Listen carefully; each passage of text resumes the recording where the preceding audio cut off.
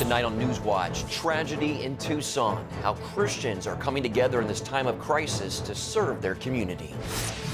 Plus, beating the odds, shot in the head, but still alive. Hear from the surgeons working to save the Congresswoman's life. And the tragedy fuels the debate on gun control. Some in Congress calling for stricter laws, others taking up arms and packing heat. All this and more tonight on NewsWatch.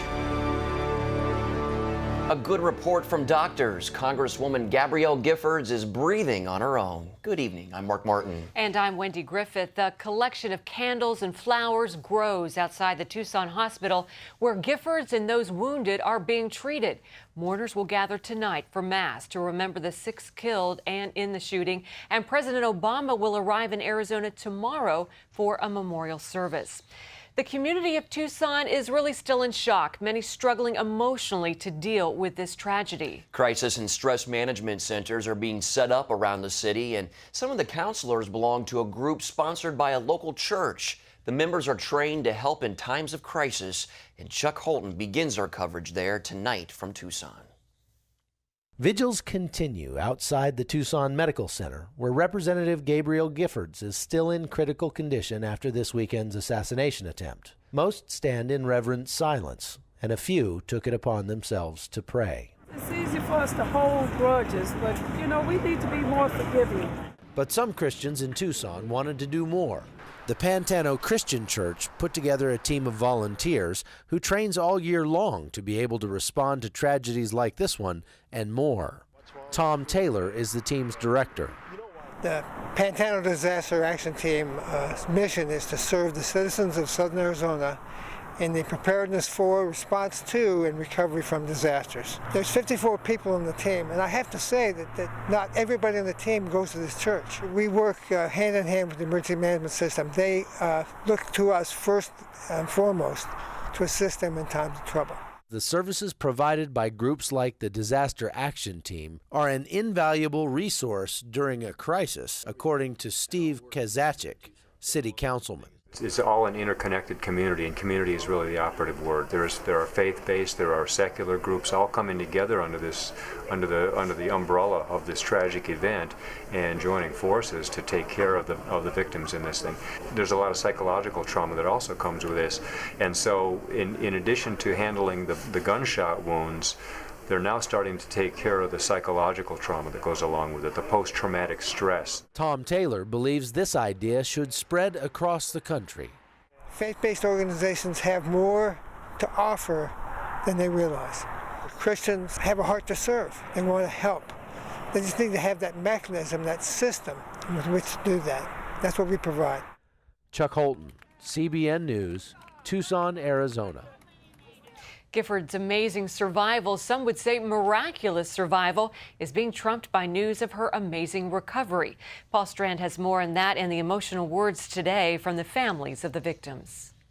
The biggest danger to Giffords' survival, her brain swelling, has yet to happen, and she's had a big step forward. She's able to generate her own breaths. She's breathing on her own. In fact, the only reason we keep that breathing tube in is to protect her airway so that she doesn't have complications like pneumonia. Lamole keeps saying, though, the danger for Giffords is far from over. A penetrating injury through the skull, really, the survival, let alone recovery, is abysmal.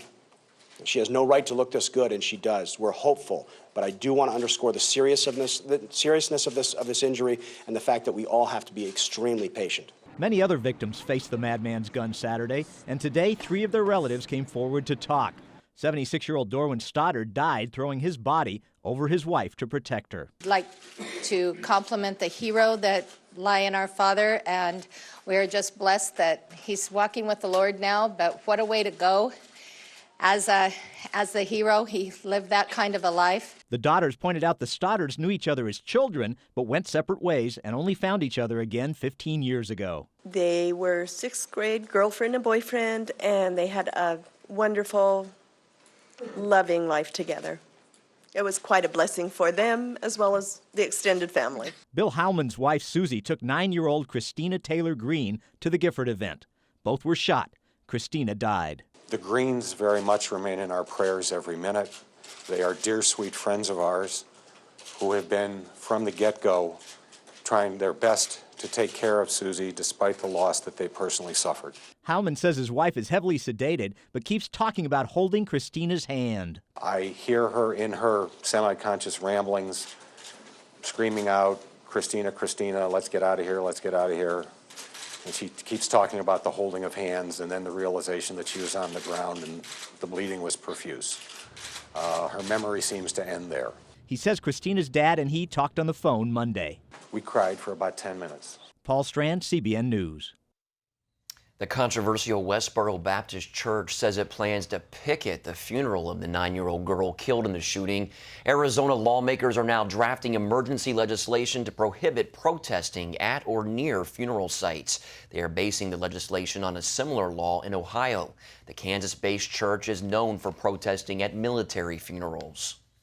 As investigators search for a motive behind the shooting, many are now playing the blame game. Some on the left say conservatives are responsible for creating the climate that led to that attack.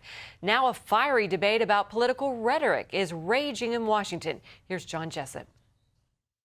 Tucson has come together to rally around the victims of the shooting spree and its primary target, Congresswoman Gabrielle Giffords. Every day that goes by and we don't see an increase, we're slightly more optimistic. But there is a growing divide when it comes to answering how and why this all began. While President Obama has heralded a theme of unity, right now, the main thing we're doing is to offer our thoughts and prayers to those who've been impacted, making sure that we're joining together and pulling together as a country. Some on the left have been pushing blame on conservatives, attacking everyone from Sarah Palin to the Tea Party to Fox News. The sheriff of Pima County, Arizona, where the shooting took place, has been one of the most vocal critics. I think that when the rhetoric about hatred, about mistrust of government, about paranoia of how government operates, and to try to inflame the public on a daily basis, 24 hours a day, 7 days a week, has impact on people, especially who are unbalanced personalities to begin with. In an interview with ABC's Diane Sawyer, he was asked about the fairness of the accusation. Well, that's my opinion. People can have their own opinions. The listeners, the viewers, can judge for themselves. Those on the right say this is an example of political opportunism. What this is all about is shutting down any and all political opposition and eventually criminalizing it. While some raise questions about the climate of hate in America, critics point out the difference in how the media have covered this story compared to their urging caution not to jump to conclusions about Islam and Muslims after the 2009 shooting at Fort Hood. The man charged with that crime was a Muslim Army psychiatrist. But critics say many on the left didn't wait for the facts before launching into the blame game against conservatives, the Tea Party, and Republicans. The emerging picture of the man charged with the shooting in Tucson is that he was troubled, described as a social outcast and possibly obsessed with Congresswoman Giffords. Some wonder if he was involved in the occult after a shrine with a skull and candles were found in his backyard garden. As for his political ideology, an acquaintance described him as liberal, but he was registered as an independent. John Jessup, CBN News, Washington. Brent Bozell is with the Media Research Center. He says the accusations made by the left against conservatives are nothing new and based on a double standard. If we're going to be honest with ourselves, if we're going to talk about the climate of hatred, then let's talk about the climate of hatred towards conservatives. Rush Limbaugh is absolutely 100% right. This has nothing to do with that awful tragedy. It has everything to do with an effort to, one, delegitimize the conservative movement, and two, to criminalize it. For the entire interview with Brent Bozell, go to our website, cbnnews.com. The tragedy is also fueling the heated national debate on gun control. Those who want stricter laws are using the shooting to make their case. Dale Hurd has that story. Saturday's shooting rampage in Tucson has Democrats in Washington calling for stricter limits on high-capacity ammunition magazines. Shooter Jared Loeffner's pistol carried 33 rounds. There is no reason for a citizen to have these large-capacity clips. The Tucson tragedy has revived the national debate over handguns. Tucson's sheriff thinks Arizona's laws are too weak. I have never been a proponent of letting everybody in this state carry weapons under any circumstances that they want. And that's almost where we are. But the right to bear arms is enshrined in the Constitution, and public support for stronger handgun laws has fallen dramatically, from 78% 20 years ago to only 44% last year. The very substantial majority of Americans believe simply that the Constitution does provide for the right of gun ownership in this country. And terrible shootings like the one in Columbine in 1999 and Virginia Tech in 2007 have done little to change public opinion. People have become suspicious of the ability of laws to make a difference. And I think when they look at shootings like this, they think, you know, laws didn't stop this from happening. And one Congressman, Jason Chaffetz of Utah, says he'll continue to exercise his right to carry a concealed weapon when he works in his home district. It's something I feel is my right, and I like to exercise that right. Second Amendment supporters have always warned that if handguns were taken away from law-abiding citizens, they would still be in the hands of the bad guys. One of the men who stopped Jared Loughner was carrying a handgun and was prepared to use it. And if Congress bans high-capacity ammo clips, gun rights supporters say criminals will still be able to find them. Dale Hurd, CBN News. Coming up, sharing the gift of music with troops serving overseas, how guitars can ease the stress of deployment. These are troubling times. The housing market has crashed. Investments in the stock market are unstable. And millions of Americans have lost their jobs. It's not too late to protect yourself and your loved ones. Our team at United Gold Group is here to help. Invest in gold, America's most reliable asset, and secure your family's future. The value of gold has tripled since 2001, and investments in gold have outperformed other investments on an average of 25 to 30% per year. And as the demand continues to increase, gold investments will only become stronger. Call 1-800-601-GOLD. This could be the most important call you make this year. Call now and let our family help your family. Hi, Anthony Sullivan here for ShaveMate. All-in-one razors, Titan for men, Diva for women. Simplify your shaving, simplify your life. ShaveMate razors combine 6 premium blades and thick, rich, real shaving cream right inside the handle. So you'll never have to deal with the mess of cans of shaving cream again. ShaveMate is the perfect shaving solution for home, the gym, a business trip, or vacation. It's everything in this one little package. It's perfect. You get a great shave every time. I think it's going to change the way everybody shaves. Order right now, and I won't just double the value, I'll triple it. Absolutely free. We'll even include our convenient shower hook. You get a total of 3 shave mates in your choice of Titan or Diva and the shower hook, all for only $9.99. Here's how to order. Order now. Call 1-800-655-8514 or go to shavemate.com. That's 1-800-655-8514 or go to shavemate.com. Much of the country today is facing some sort of winter storm watch, warning, or advisory. The system wreaked havoc in the south, causing cities like Atlanta to virtually shut down. The city had a record-breaking 7 inches of snow, and with just 8 snow plows, most of that snow is staying on the roads. The storm has broken more than a half a dozen snow records across the Deep South. It's now moving up the East Coast, where it will combine with a Midwest system. It's expected to hit Washington, New York, and Boston. Deadly flash floods ripped through parts of Australia today. Residents there describing it as a tsunami-like wall of water. It crashed through the streets, washing away bridges, uprooting trees, and exploding office windows. Some witnesses reported that the wall of water reached over 20 feet high. At least 10 people are dead. 78 people are missing. Rescue workers are searching for bodies, but bad weather is slowing down those efforts. In Egypt, a gunman opened fire today on a train, killing a 71-year-old Christian man. 5 other Christians were wounded. Officials say the shooter was an off-duty Muslim policeman. His motive is unknown. The attack could spark a new wave of Christian rioting. Just 2 weeks ago, a suicide bomber killed 21 Christians outside of a church. Vice President Biden met with Afghan President Karzai today in Kabul. Biden says it's clear the Afghans want to govern themselves, but he assured Karzai that the U.S. will not fully withdraw in 2014 if the country still needs them. The vice president is expected to travel to Pakistan on Wednesday. Well, a Tennessee woman is helping troops overseas by sharing the gift of music. It all started when she sent a guitar to a deployed soldier. Here's Andrea Garrett. Robin Weber loves to play guitar, and she turned her love of the instrument into a business, selling them. This is a new guitar from a builder in Missouri named Nick Kukic. Then Robin got a call from a soldier serving in Afghanistan. He said, "Would you be willing to donate a guitar?" And I mean, knee-jerk reaction was, well, of course I'll donate a guitar to a soldier.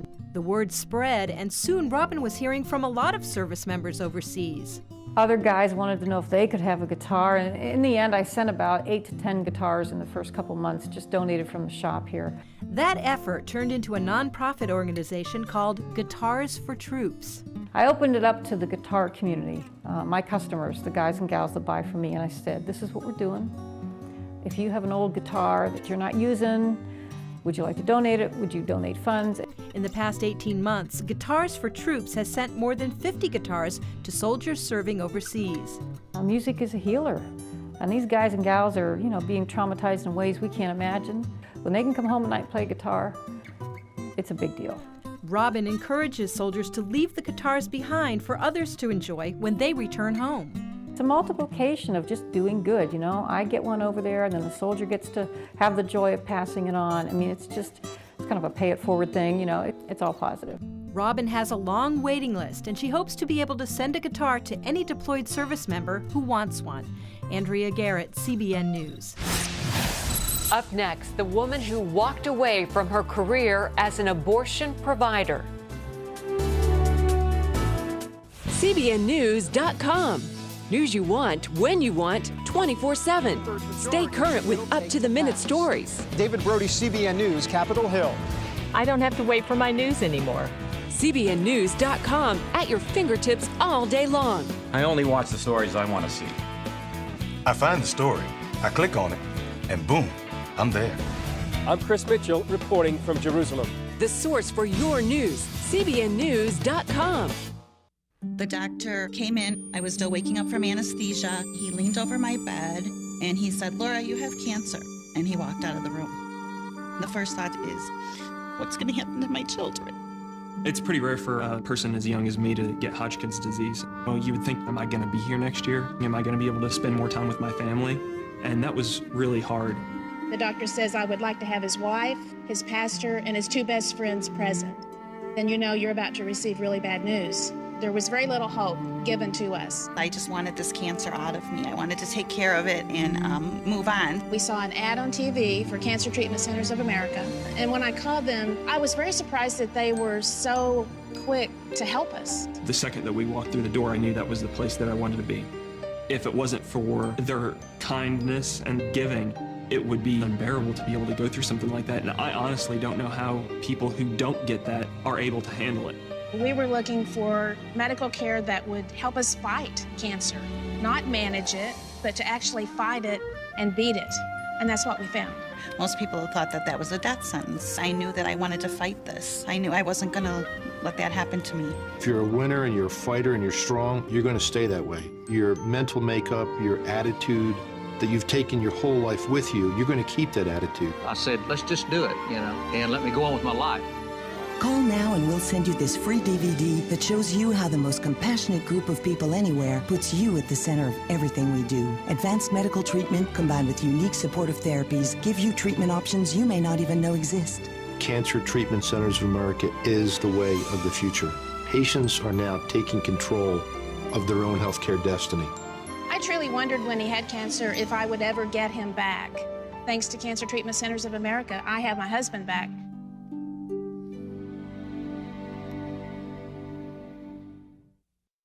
The number of abortions in America increased slightly last year. This after falling for nearly 2 decades. The recession may be the reason why, and that's because the number of abortions goes down when the economy is good. And tragically, it goes up when the economy is bad because parents can more easily afford to raise children when times are better.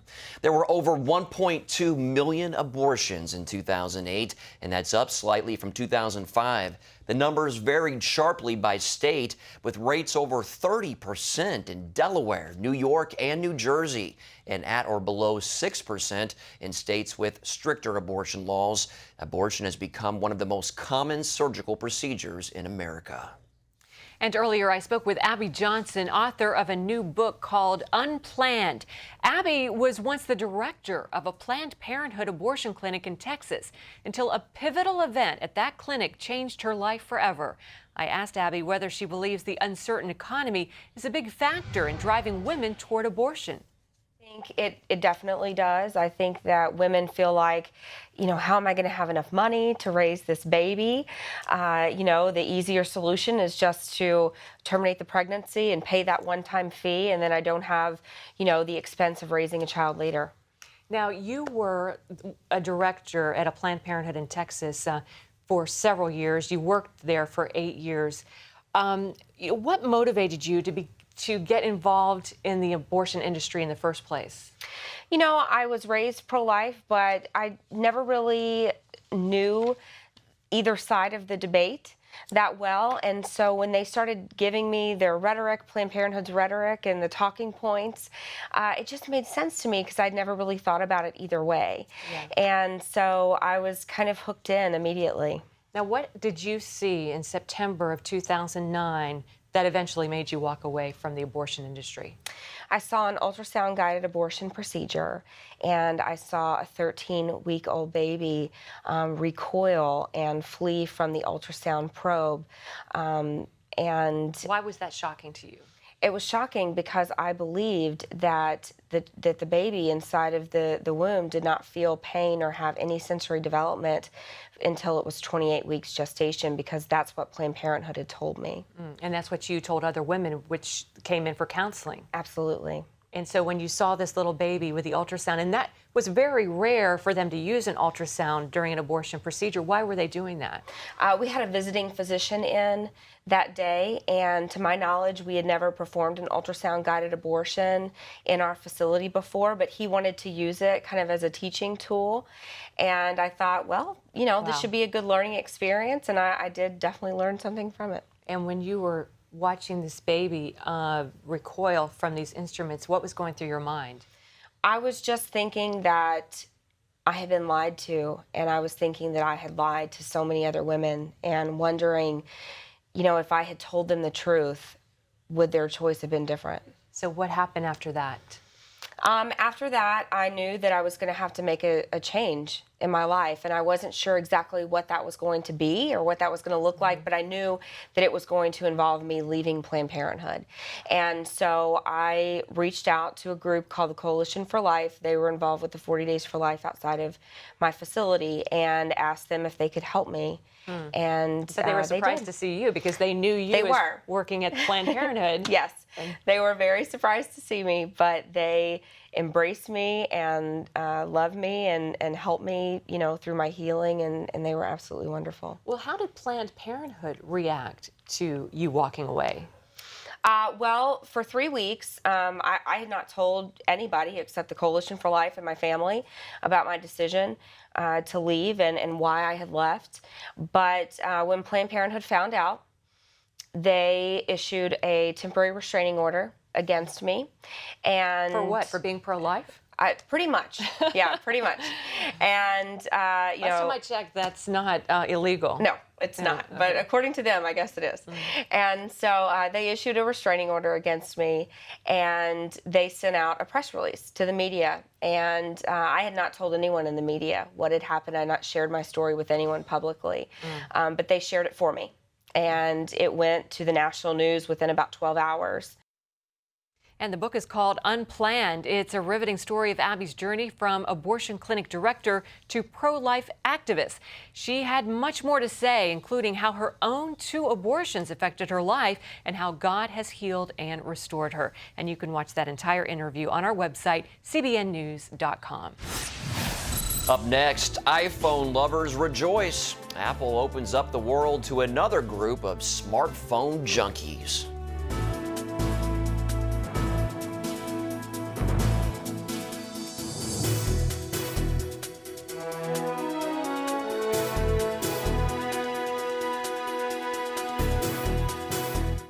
The doctor came in. I was still waking up from anesthesia. He leaned over my bed and he said, "Laura, you have cancer." And he walked out of the room. The first thought is, what's going to happen to my children? It's pretty rare for a person as young as me to get Hodgkin's disease. Oh, you would think, am I going to be here next year? Am I going to be able to spend more time with my family? And that was really hard. The doctor says I would like to have his wife, his pastor, and his 2 best friends present. Then you know you're about to receive really bad news. There was very little hope given to us. I just wanted this cancer out of me. I wanted to take care of it and move on. We saw an ad on TV for Cancer Treatment Centers of America. And when I called them, I was very surprised that they were so quick to help us. The second that we walked through the door, I knew that was the place that I wanted to be. If it wasn't for their kindness and giving, it would be unbearable to be able to go through something like that. And I honestly don't know how people who don't get that are able to handle it. We were looking for medical care that would help us fight cancer, not manage it, but to actually fight it and beat it. And that's what we found. Most people thought that that was a death sentence. I knew that I wanted to fight this. I knew I wasn't going to let that happen to me. If you're a winner and you're a fighter and you're strong, you're going to stay that way. Your mental makeup, your attitude that you've taken your whole life with you, you're going to keep that attitude. I said, let's just do it, and let me go on with my life. Call now and we'll send you this free DVD that shows you how the most compassionate group of people anywhere puts you at the center of everything we do. Advanced medical treatment combined with unique supportive therapies give you treatment options you may not even know exist. Cancer Treatment Centers of America is the way of the future. Patients are now taking control of their own healthcare destiny. I truly wondered when he had cancer if I would ever get him back. Thanks to Cancer Treatment Centers of America, I have my husband back.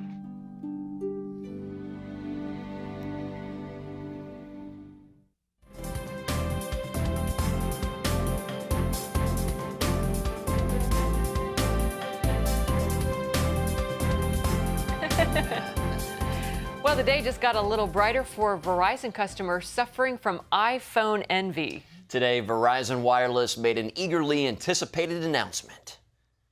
And today, 2 industry innovators are coming together to deliver something that customers have really been hungry for years. Verizon and Apple iPhone have finally teamed up. Since 2007, the iPhone has been exclusively for AT&T customers. That is, until now. Verizon's new iPhone will work off their 3G network, while their faster 4G network will continue to only be available for plug-in laptops. The iPhone will cost $200 to $300 with a 2-year contract, and pre-orders will start in February. Now, I understand that Verizon customers have been waiting for 3 years for this to happen. There have been rumors and all that, but today's the day, and so this is a big day for them. I think they're pumped up about it.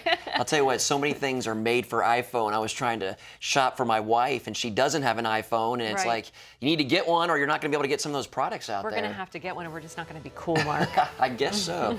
Well, that's all for this edition of News Watch. Thanks so much for watching. We'll see you tomorrow. Have a great evening.